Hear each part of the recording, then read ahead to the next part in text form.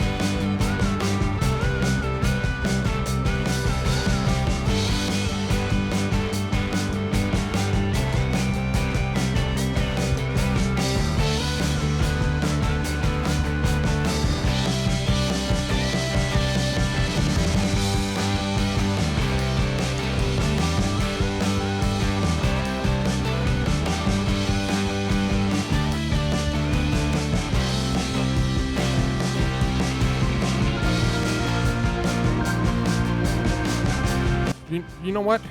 No. I hate this interchange. This looks terrible. Let's try this again. Okay, fresh start. Let's try this again, except let's make it easy and only 2 levels. This time, let's have one section of freeway continue all the way through that I will call the horizontal freeway. The top freeway will split.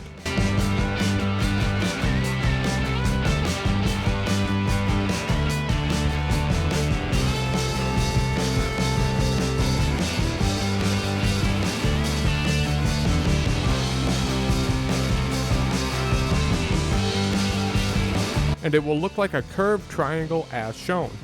The beautiful thing about this interchange is that it's super easy to build and it can be done in vanilla or modded. From the bottom of the triangle, I made a left exit road connected to the horizontal freeway. I also made a left exit from the bottom of the triangle to the right side of the triangle. I then made 2 massive loops from the right and left side of the triangle to connect to the horizontal freeway. I connected the horizontal freeway to the bottom of the left triangle to make the right turn connection. I did the same thing on the other side of the triangle. The horizontal freeway had no right turn connection to the top of the triangle, so I also added that in as well. There's only a few remaining connections needed, which is also the hardest part of this interchange. The first connection I made was from the left side to the bottom of the triangle. I kept it elevated and crossed over to make the entrance on the right side. I also needed the horizontal freeway to connect to the bottom of the freeway, so I started farther back and elevated over the left side of the triangle and connected back up to the bottom.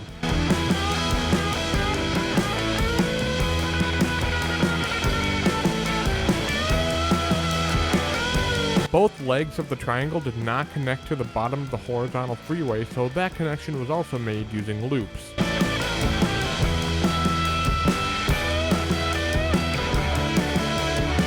It looks pretty similar to a clover leaf, but it's just slightly different. This step here is very important when making freeway interchanges. You can sometimes accidentally forget a movement and it can really mess up your traffic. This is how I check. Let's start at the top coming down.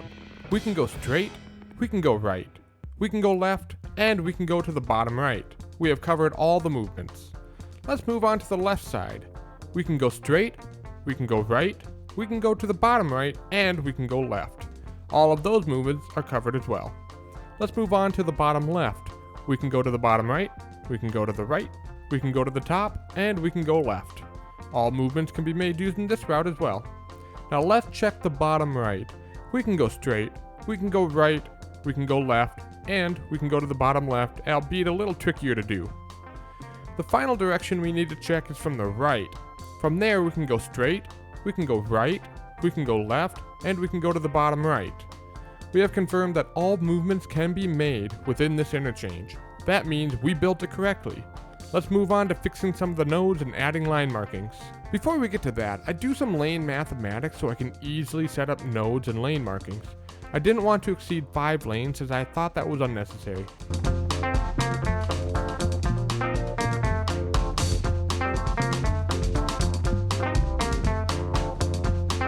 The way I like to use node controller is I like to set the exit lane as the lane that's shifted over.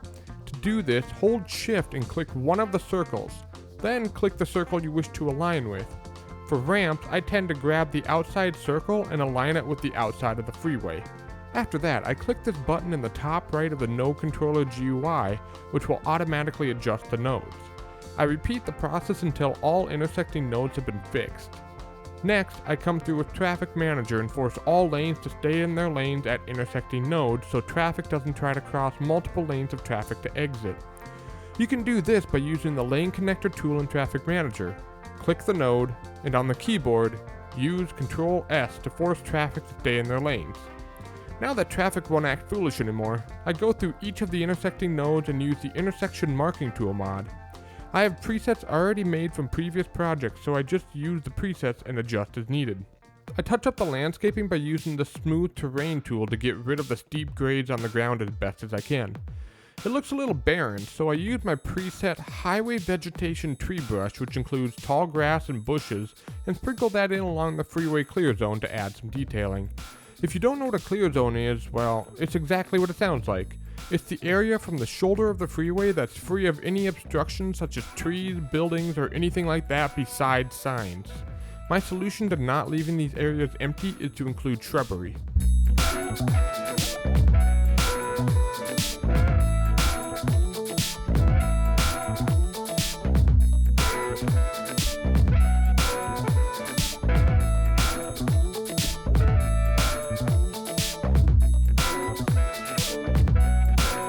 Outside of the 32-foot clear zone, I can finally decorate with trees, buildings, or really anything else that I'd want. For this build, I'm only using trees. You'll notice that I put trees within the interchange itself, which is fine as long as the 32-foot clear zone is respected. Highway barriers eliminates the 32-foot clear zone rule, so you can always do that as well.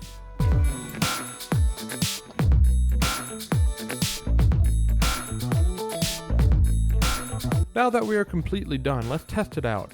I can't help but notice that this looks like Squidward's face from SpongeBob on Patrick's body. Now that I said that, you can never unsee it. This works pretty well except for the couple of hiccups that it occasionally experiences coming off the loop. It's bound to happen, especially since it acts similar to a cloverleaf interchange. But there you have it. This is a simple 5-way interchange that you can build right now playing vanilla or with mods. You should subscribe and check out this double diverging interchange that I made.